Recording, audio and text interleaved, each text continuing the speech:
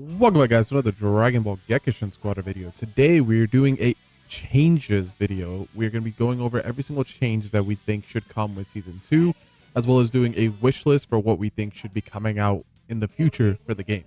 I am Jordan today by the GOAT, the one and only, the best tech player in NA, Mr. Jordan himself. Hi guys, it's me. That's what we're getting out of Mr. Jordan today. That's what he feels like giving us because he hates us. That's all I got. No. Yeah, I'm Jordan. I play with Eyes all the time. I would say if he catches streams, but he hasn't streamed lately. But Well, I would love to. yeah. But yeah, I play tech a lot. I'm a one-trick Gohan player. I've never played any other character. No, I just play the game a lot. I have a lot of opinions. I hope you guys are excited to hear my bad thoughts and argue with me in the comments and on social media below. The first section that we're going to be talking about here is going to be the divine draws. Should be a nice and quick little section here because there isn't too much that needs to be done with divine draws, but I'm going to go and let Jordan start us off with I think what we're both thinking here. With divine draws? Yeah, I know we all love one in particular, and that is the EX Cell Juniors. It is great, fun, interactive gameplay where it definitely doesn't make an already heavily snowballed game be even more snowball dependent. I think the proposed change for Cell Jr. is just that they should replace Kai's, because then you can at least predict where they're going to be. You can play around it. You can time around it, rather than right now where it's the RNG of what side are they going to spawn on, what time are they going to spawn, and all those shenanigans. And they just, like you said, the snowball effect is just crazy. So I think that's what they need to do to just kind of adjust that divine draw to make it better. Or yeah, it could just be like an increase of XP to the losing team and try to give them more of a chance to come back to make the game less snowbally. Yeah, I think the main issue is like you highlighted, just the fact that it's not on neutral farm, in the sense that position-wise it's not neutral. It just is typically more so on one side than the other of the map, which just causes this feeling of discontent among players where if it spawns on their side, well, sorry, they got one. You didn't. Now they're a whole level above you, where a whole level in this game means so much. That's definitely something that it needs to be addressed. The rest of the divine draws, for the most part, I think are fine. They benefit both teams equally. So I wouldn't say that the other ones necessarily need an adjustment. Like, you could do some minor tweaks, try to make them more fun, to make them less like repetitive. The divine draws are the main ways the games are like different every game, but a lot of the times I think the big thing is like they need to make it to where you see more variety and you just don't see like the same divine draws back to back to back. Yeah, my main issue with the bulk of the divine draws is that they don't really change what characters you play a lot of times. They just make the good characters better. So I think that that's more of a larger issue in and of itself, of course. But aside from things like meat buns or grass that kind of are like fully net neutral, even things like Superstar or like skill 1 boost can kind of, if you have one character over another on your team, which obviously both teams can choose whoever they want to be in the game, so it's fair in that sense, but certain characters are better in those game modes than others, and it just feels, although it adds the variance, it still adds, I feel like, a level of discontent just among players where they feel the need to just say that it's bullshit because of this divine draw, which is kind of hit or miss on how valid that is. But I mean, I would say sold. Maybe like instead of skill 1, the damage that we get from that skill 1 boost, maybe just spread it out to all 3 skills and just make it to where it's like a mini Jocko buff. Yeah, I mean, something like that. I feel like they just need tweaked. Like, I feel like most of the divine draws are okay. They just need tweaked a little bit and they'll be much better. Like, it's kind of the same issue I have with meat buns, because meat buns also have like random spawning. Like, sometimes you'll destroy a stage, it spawns 2, sometimes it spawns 1. I feel like just making it more consistent so you can play around it rather than getting the RNG of like maybe it'll spawn on the top half or maybe it'll spawn on the bottom half would be better for things like that. I think for divine cards, similar to with the initial start with divine draws, everyone kind of is in agreement that Snowball's too strong, Barrier's too strong, and I am starting to see more people now complaining about Backstab, but still not to the degree of Snowball or Barrier. But I think generally, like, pretty much every character builds Snowball, Barrier, and then one of the 2 blue tier 3s. Yeah. And I 100% agree with that. We haven't finished compiling the data from my tournament yet, but even like the data that we have so far, which is about half the bracket, Snowball has like a 75% pick rate, while Barrier is at a 94% pick rate. And both of them still having very respectable win rates as well. And then on the blue tier for tier 3, like you said, they both combined had like a 96% pick rate with like a 70% win rate. So I definitely would agree that like they need to adjust those three cards to a degree. Not as much the blue tier threes. I think for the most part the blue tier threes are fine. With tier 3, I don't think the issue is the blue cards being too strong. It's the other cards being too weak. Yeah, I agree. There's definitely a large power imbalance between the tier 3s. Yeah, like Pursuer and Wicked Warrior, you could still get some good value from them, but they just don't, like the movement speed from Pursuer compared to a double vanish, especially if you're playing a character like Kale who has a vanish reset, does not feel worth it, as well as the cooldown reduction you get from having a tier 3 blue card from the combo card effects.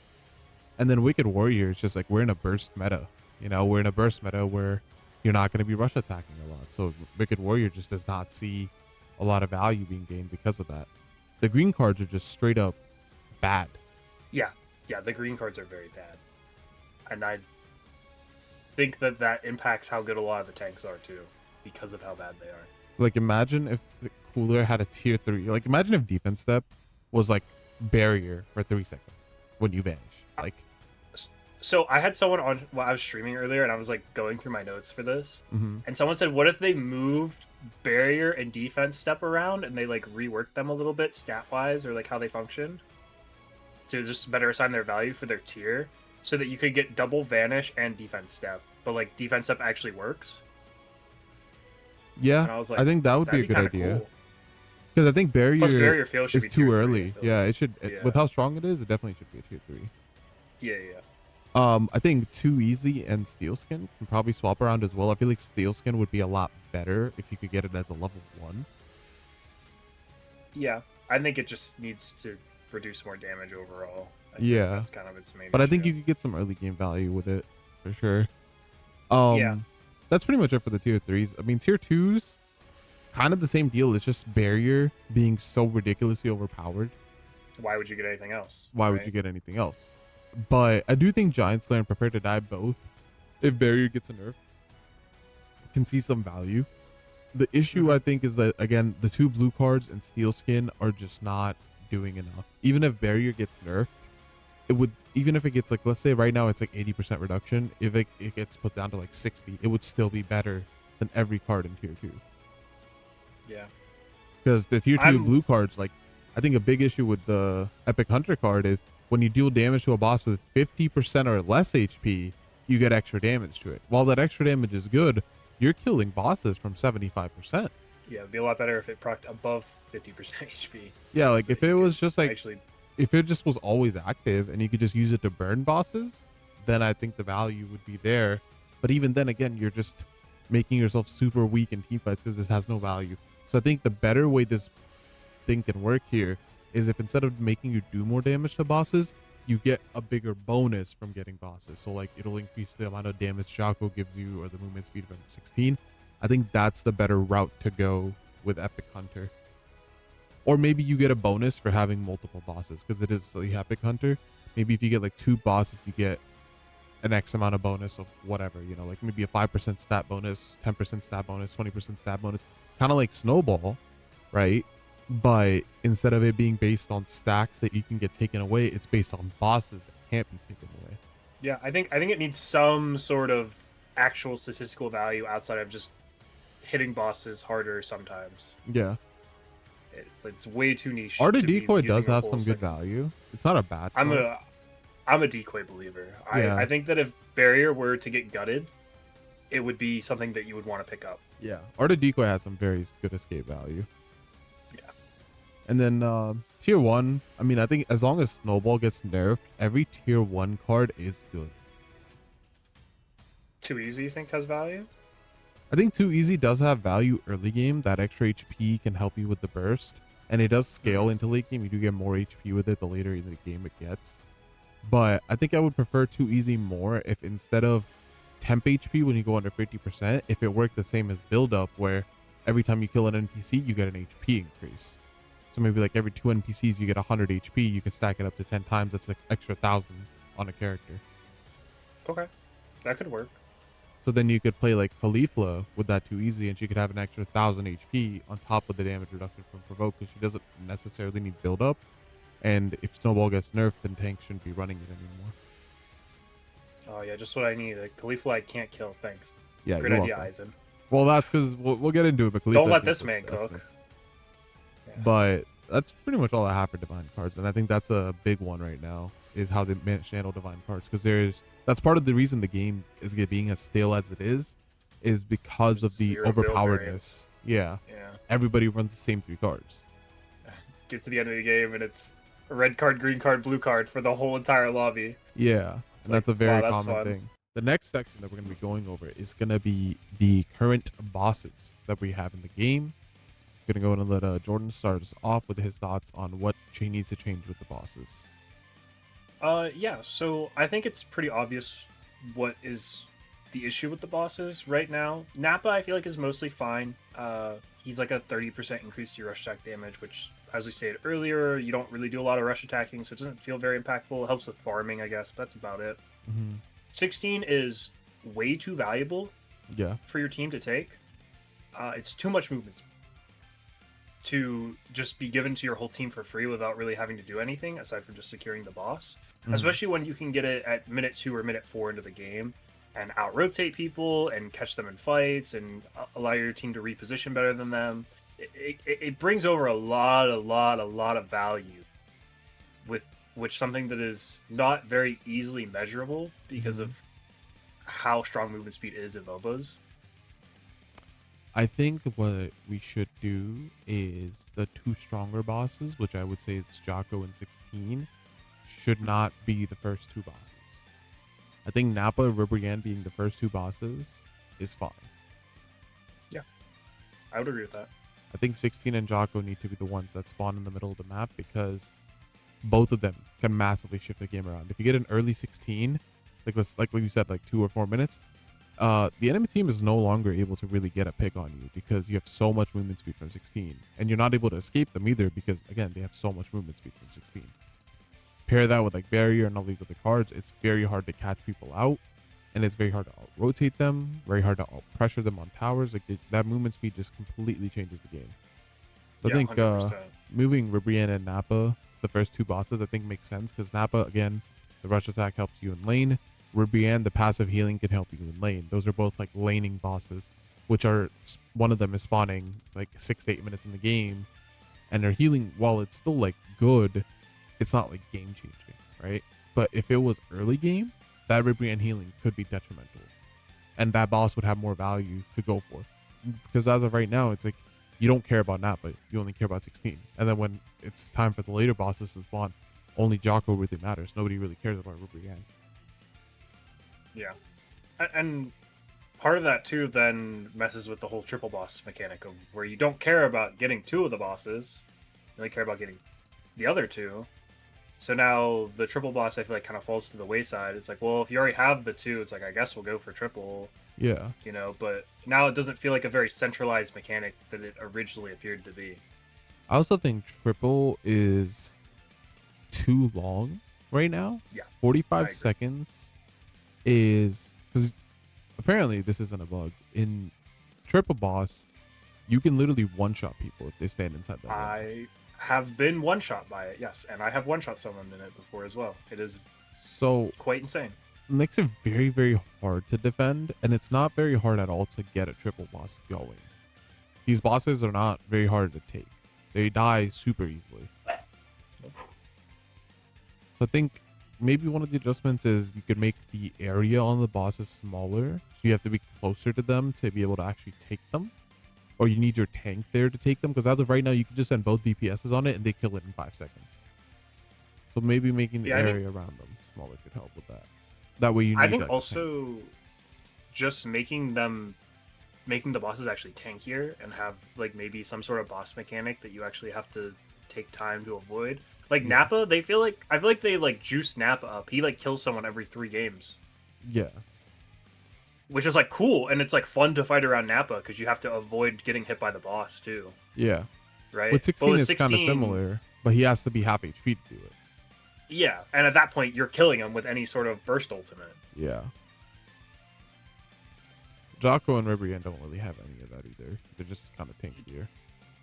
Jocko just his flip is the only thing you have to pay attention to. Yeah. Everything else is kind of whatever. But I think that's something that's probably not something I would expect to see next season. But I think that's probably more longer term. Yeah. Aside from the actual like. But I do think like Jocko's bosses. percentage does need to be lowered. He gives too much right now. 30% to all your skills. Is it 30? I thought it was 20. I think right now it's 30. Could be 20, but whatever it is right now, it needs to be like halved. Yeah, I think it's.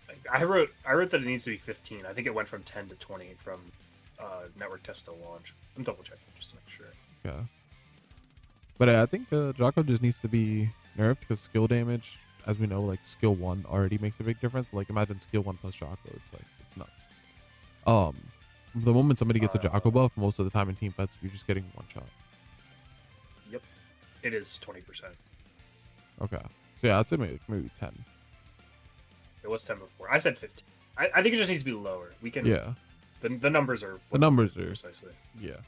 Yeah, and then Ribrianne, I don't know what you do to make Ribrianne more worthwhile aside from just making her a 1 or 2 boss instead of 3 or 4, because she is just a nothing burger. Yeah, of a buff. I mean, they can make it to where instead of healing, she's just damage reduction, because the healing is negligible. But if you're reducing all the damage you receive, that would be something to prioritize. So maybe that for Ribrianne. But I think another thing, because Jordan has written this down, is like he thinks a 5th boss could help. I think that's a fair point. I think the game, once those 4 bosses die, just gets super slow. Turtling. It's just turtling. Yeah. Most of the time, like once that boss is down, because like let's say one team gets a triple, right? And they don't win off of it somehow. Now for the rest of the game, it's like they still have 3 bosses in every team fight, right? The other team just has no chance of really coming back at that point, besides just massively outplaying them. Like realistically, if you have 3 bosses, you've had the 45-second Zeno, you should be able to just win. But on that same note, like let's say you're 2-2, there's no tiebreaker. There's no 5th boss. You just have 2 teams with 2 bosses each that are going to turtle until 15 minutes for Zeno to spawn. There's nothing else for them to fight over. So I think we need like one more boss, like maybe at 12 minutes or 10 minutes, so that we don't get to Zeno. I don't think the goal should ever be that we get a Zeno game. Because Zeno games just feel so bad. Oh, can I please tell you about the thing I came up with earlier that is like so troll, but would be so hilarious? 11-minute boss, okay? Full power Jiren. He's not a playable character. He's a boss. Mm-hmm. Boom. Insane. Yeah. You can all tell me about how great of an idea that is later. Yeah, you guys can all tell us about that in the comment section. But I think that pretty much covers it for boss adjustments. Yeah, I think it's just Jocko and 16 too strong and other ones not as strong. Yeah. That's about it. That's the takeaway. Yeah. I think maybe for Nappa, instead of him being rush damage, which is very like restricted, if he was just cooldown reduction. Ooh, that would be good. Then he'd be like really good. Like every boss should be worth fighting for, and right now 2 of them just aren't. Except for triple boss. That's the only time that you're forced to fight over Ribrianne or Nappa. Yeah. Well, not Nappa really, but yeah, Ribrianne more so. Okay. All right. For this next section, we're going to be going over both towers in general right now in the current state of the game and chip damage, which I think is a big issue with how the current game is being played. Towers, I think, are finally in a good spot in Gekishin compared to especially where they were in the first beta. They are now actual like things you have to respect, especially now that they gave towers the buff to where they can ignore anti-obstruction effects. So you don't just have a Kale running you down on tower, not getting pushed back at all, so you're just taking a lot of damage. But I think towers are in a good place right now. They're tanky enough and they do their job. Yeah, I think definitely compared to what the towers were previously, like in beta, they're definitely better. I still am not super thrilled with how they function, but I think that this is what they decide on them wanting to be from a design standpoint. I think they can make this work. There's just a few things that need tweaked with just how tower damage works and how tower defense and tower sieging plays out. Yeah. And I think that's the perfect transition into getting into the issue with towers. That's chip damage right now. Chip damage is ridiculous, especially if like you have like a Xenostar game, or even if you just have 4 people pushing down a tower trying to chip it. It's like, even if you manage to stop every Gekishin burst before it gets any charge off, 4 people chipping it, they are almost guaranteed taking that tower. Like, if you decide, okay, we're gonna try to get triple boss at the 2v2, you leave 2 people on tower, 4 people can go rush that tower and kill it off just chip damage. That should not be the case. Same thing with like if you're trying to do a solo defense, if you're 1v1, like in Bali, and this happens a lot, it's like you'll see 2 tanks going at each other, one on tower, and the guy chipping tower will take like 2/3 of the tower before he even gets the half health, because chip damage is just ridiculously high. And guess what? Barrier enables tower chipping. Woo! We love barrier. So I think they definitely need to do something about chip. I think for chip, straight up, like it should do half the damage it does right now. Let's try maybe like a 25% nerf to it first. And that's not enough, we go to 50, but I think they need to do something and lower chip damage going into next season, because we're just in the 2 constant things is just chip damage backdoor meta, chip damage backdoor meta. That's all we've been playing for the past 2 months of the game. Pretty much. And like we see it a lot when we play. We will have an Super Saiyan 3 Goku. He's gonna sit in the back and beam tower while we have 3 people chipping it, and that tower is just gone. There's no point in defending it. There's no chance to defend it. You try to defend it, you lose a good chunk of your health, and no matter what, that tower with 3 people chipping just dies. Pretty much. It is, outside of a few instances, it feels heavily favored for the attacking team in any sort of tower siege scenario. Yeah. As a defensive team, like you have very little options in what you can do, just because even if you try to defend, they're gonna get the chip damage to take the tower out entirely. They don't really have to work for it. They just kind of get it if they just sit on tower and spam. Like 3 people go in, 3 people use 3 skills, tower's already like half. And that's on tier 2s. On tier 1s, that tower's dead. Yeah, on tier 2s, and that should not be like that at a tier 2. Should be a lot harder than that. But that is tower. But we're going to transition into something kind of related to towers here, and that's going to be the Dragon Shell, which has somehow managed to go untouched for over a year, and is, in my opinion, one of the biggest issues is once your towers are down, Dragon Shell is just a formality. It basically does not exist. It has no HP, it has no defense, it has no damage. It doesn't make it hard for the enemy team to push. You can literally have hit going invisible, taking it out over time, and there's nothing you can do to stop it. It's just a formality. It's not an actual shell. Yeah, I don't really understand what the point of Dragon Shell is. I'm kind of lost on, from the design aspect, what is the application of the Dragon Shell, aside from just being something that you can point at and be like, that's when they broke the Dragon Shell, and for the announcer to yell about or something. It serves no real purpose.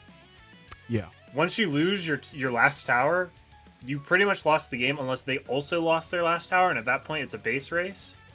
And it doesn't really, the Dragon Shell doesn't do anything in regards to the base race.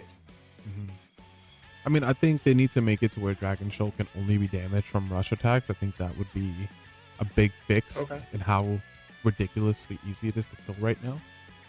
Then you don't run into that issue of having a hit or a Goku come out of nowhere and just start ulting it, spear bombing it, hitting it with skill 1 over and over again. They have to actually go in and contest the shell. Otherwise, they're not going to be able to, win. Or the other thing that they could do it well is just on top of it having only the rush attack to be able to do it, make it to where you cannot pick up Dragon Ball if you're being hit.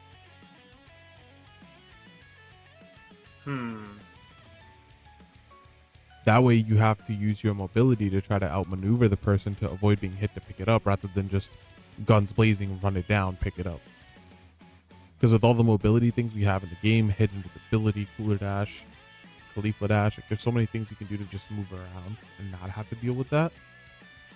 That it's like, I feel like that's a fine option to make it to where you can't pick up Dragon Ball either. There definitely needs to be something in play that makes it more difficult, aside from just walking the base and essentially just immediately picking it up, because it just breaks from practically anything, and nothing can stop you from picking it up either, aside from just some form like of even a RCC. Bojack ult can kill Dragon Show. You know it's bad when we say it's a Bojack ult that can destroy it. Oh no. But yeah, that is it for Tower / Dragon Shell section. Now we are going to go ahead and get into a big one, which is going to be the characters and character related things. I'm going to let Jordan go ahead and start us off with the character adjustments. Yeah, so I think it's pretty obvious that there are a handful of characters that feel much stronger than the rest of the cast, especially in their singular role. I have a list of characters personally that I would imagine would get nerfed and that I think should get nerfed. And that would be, for DPS, I have SS3, Kale, and I actually have Daima in there as well. But specifically Power Pull Dance. Yeah. Specifically Power Pull Dance, because I just think it gives him too much defensive value.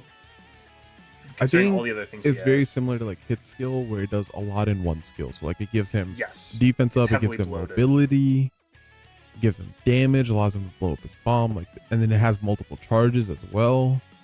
Yep. Very, very strong skill.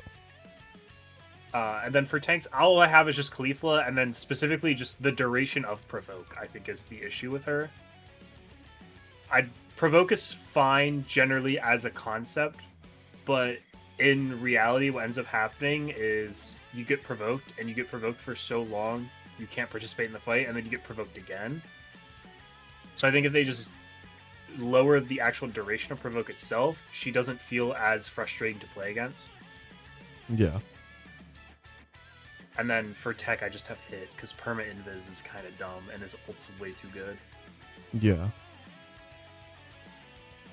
And then I see here for the buffs, you have the Dabura, Bojack, Cell, MVP 17, and Baby, which I would agree are all the worst in their role across the board. Yeah. And I mean, they just need like something. They need something, because they've neglected Bojack for a very long time. Cell should not be as weak as he is. Baby, more understandable because he was ridiculous at one point, so he got gutted for that reason. And MVP just does not feel good. Yeah, he's just... like, on paper, it's like, oh man, this character should be, like, pretty functional, right? But then every single time I play him, he just feels very bad. Yeah, like, he just doesn't provide enough value to the team, because his barrier pops, and then it's like, you just wait, like, a second, and it goes away. Yeah. I think it's also just his ult feels so weak, too. Yeah. For as long of a cooldown as it has, it feels like it has very minimal impact. Yeah, 100%. So I would definitely agree with all those buffs and nerfs. I don't think I have anyone that really needs to get added to that list. I think they're all pretty much there. The other thing I'll say with characters is like we should just have access to like the actual stats for the characters, like their actual cooldown reduction, how much damage they do, all that like good juicy detail stuff. Like that should just be available. We shouldn't be doing other things to find that. Yeah, I don't understand how we're still at this point and we don't have basically the numbers for anything aside from if they do happen to put things in the patch notes. That's really the only way we get solid numbers. Or just as a community doing testing and documenting it. Yeah. And then the other big one is just character acquisition. as of now, we are finally like aware of how they're planning on doing character releases, and it is terrible because they release a character like Riku at the start of the season who's giga broken. They don't adjust him for the whole season, and nobody can play him until 2 months later when season 2 drops, and he's probably going to get nerfed with it. So in a sense, they're essentially just creating a pay to win environment, right? Where they're releasing a broken character. They're saying if you want to abuse him right now, go buy him. And if not, good luck dealing with him. And the other thing too is you don't even necessarily just unlock him during season 2 because you still have to go through the star grade collection or whatever the progression system is called. You have to get to the point where you unlock a character that you can then unlock him through. Yeah. So depending on where you are in that, I mean, you might not be anywhere close to unlocking him. It might be until season 3 till you unlock him as a free-to-play player. Yeah. Which is a very feels bad. Same thing for like the other two characters. Like Gotenks is very solid, and there's people who like Topo, and it's like you're not going to get access to those characters for a very long time. Gotenks is good. Topo exists, and I feel bad for them. Yeah. Yeah. Pretty much. But that is, I think, everything we wanted to touch on with characters. With that being said, we're going to go ahead and get into kind of like a wish list section now where we talk about things that are probably not going to be coming in the next season, but if they do, that would be cool. But these are things that do need to come out for the betterment of the game's future. And that's where we're going to be going with this section here. So I'm going to go ahead and start us off here. The first one on my list is we need a solo duo queue. And the reason I say that, while being hesitant, and the reason I'm hesitant is because I see the queue times. The queue times are very bad if you're not in a 4-stack. Like extremely bad. But I think if they make a solo duo queue and they give better rewards on that, then people might migrate more to it. I think if the reward system is just better, it will promote people to want to grind solo duo and try to get those ranks up for those rewards. Like maybe making like 50,000 Zeni as a reward. I don't know. But like that would be something I would play solo duo for, to try to get that Zeni. Yeah, I mean, I was duo queuing with Jimmy today, and we literally sat in queue for 45 minutes until we got a game. Yeah. It is unfathomably bad how long, and this is not the first time I tried to duo queue in the last week, and I've had terrible queues. It's not just I got unlucky today. It is practically impossible to find a game unless you're 4-stack. Yep. Which does not make any sense. Yep. In like any sort of quote unquote competitive game, you should be able to solo queue and find people to play with. Yeah. And to kind of build on that, I think we also need like a draft and ban system and like a replay system in the future. Because then when they release things that are, you know, giga broken, like 3Q,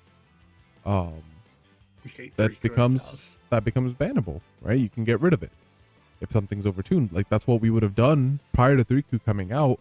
That's what we would have done with Cooler and Khalifa because they were just ridiculously overtuned. Now it's like you have characters who can outrange them, and you can kill Khalifa before she pops provoke on anyone, or kill Cooler before he can get like a big ultimate. But we didn't have that before, and I think draft and bans would go a long way with helping that. Also would help a lot with making it to where you're not playing the same characters over and over again, making the game more repetitive because you have a draft system. So now only one team can pick one character from the roster. Yeah, I mean, I think anything that shakes up the general team build variability in this game would be good, because right now we're pretty much just playing the same characters against the same characters, building the same things, doing the same things, who's doing it better, who's making more mistakes, and it just doesn't feel very interactive. Mm-hmm. It just boils down to, I don't want to say coin flips, because it's not really the right way to put it, but like if someone messes up a secure on 16, then they're in an inherently better position than you because your team and your setup has the same strengths as theirs. Yeah. There's not really things that you can do to There's outpace not them like or play a around. team comp, it's just the Yeah. same comp. Yes. Like sometimes teams are stronger at defending, sometimes teams are stronger at pushing, sometimes teams are stronger at team fighting. We don't have that here. It's just the same characters being played. So it's just, are you better at the character than the enemy team? Pretty much.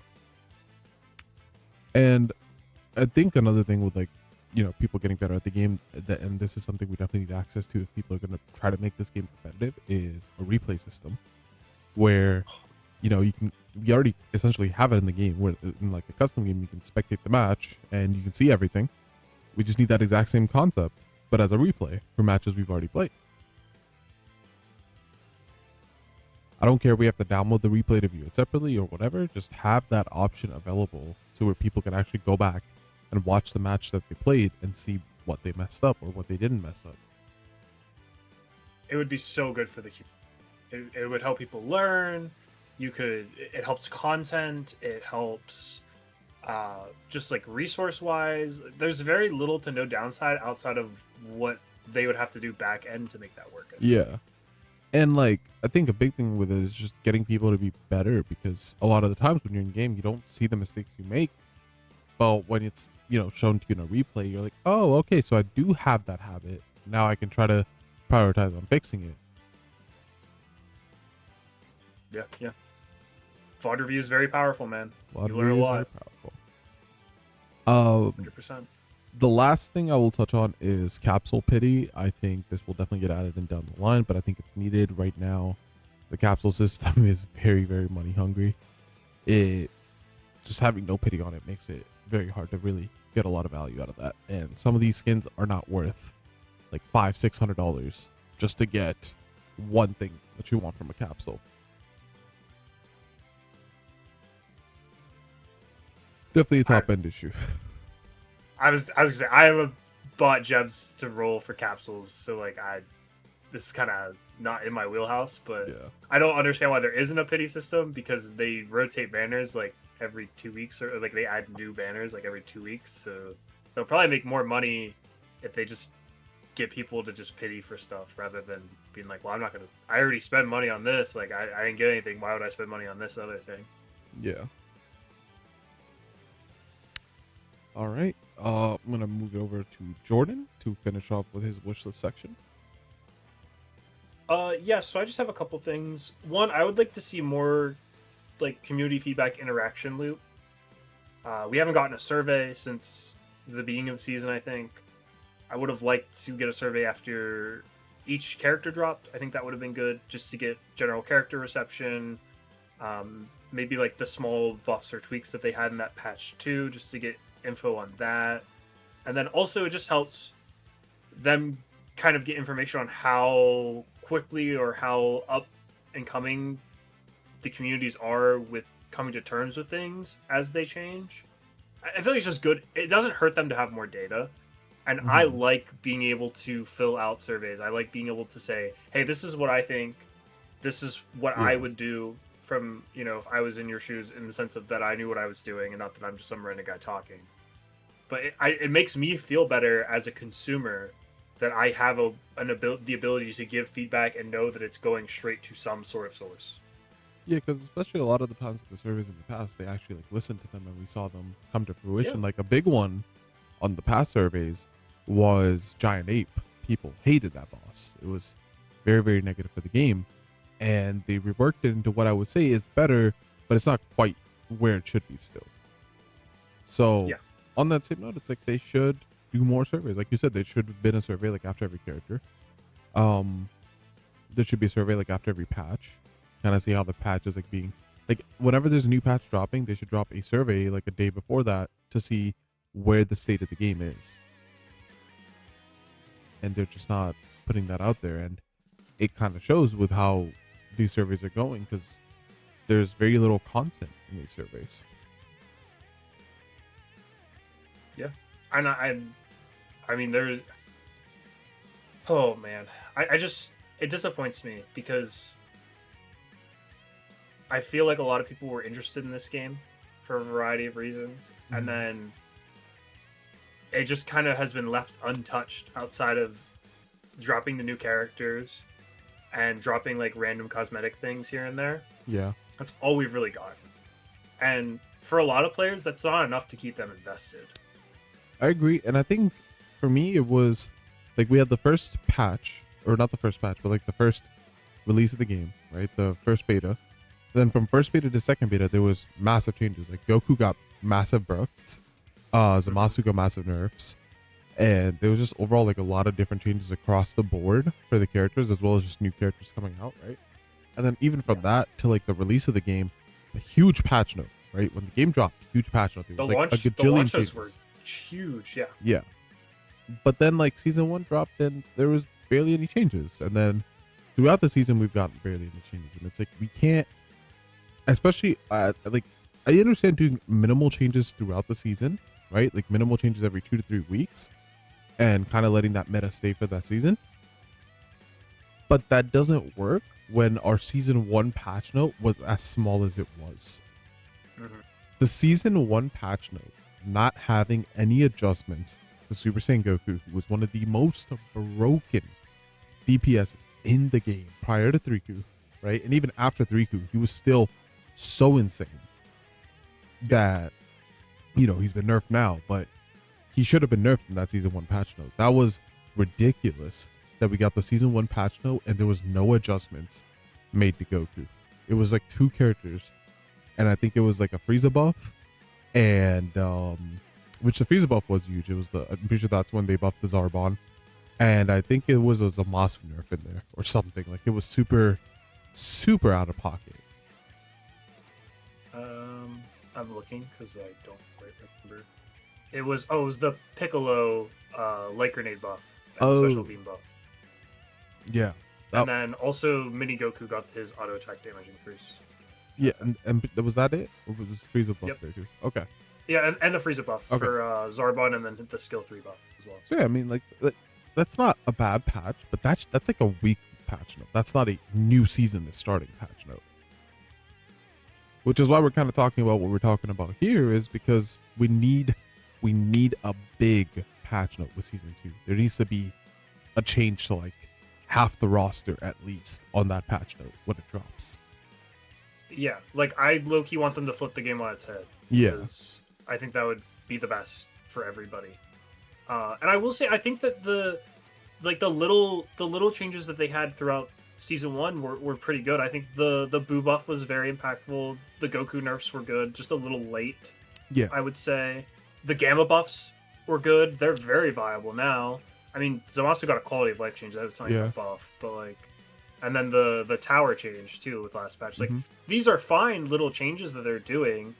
It's just these can't be the only changes we have in the season, basically, because they're basically as big as the start of the season patch notes. Yeah. I think what stemmed the issues was the lack of changes in the season 1 patch note. I think that's what it was. If that first patch note was bigger and better, the rest of the small patch notes would be fine. It's just that first big patch note should have been better. And that's the hope going forward, is that like every season we get a big one and then they make minor adjustments with like characters. Like Riku not getting an adjustment at all yet is absurd. Yeah. His IT should be along with cooldown.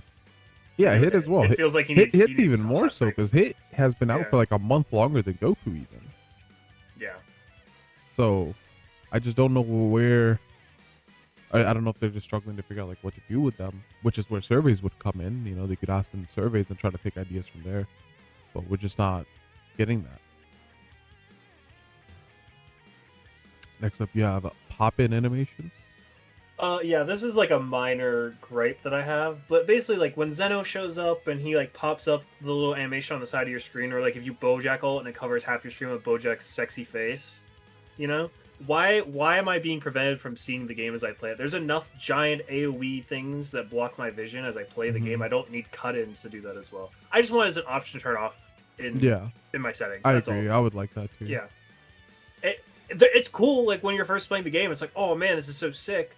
But then when I'm playing a game where I actually need to see things, it's kind of frustrating. So like I'd rather just be able to take it off.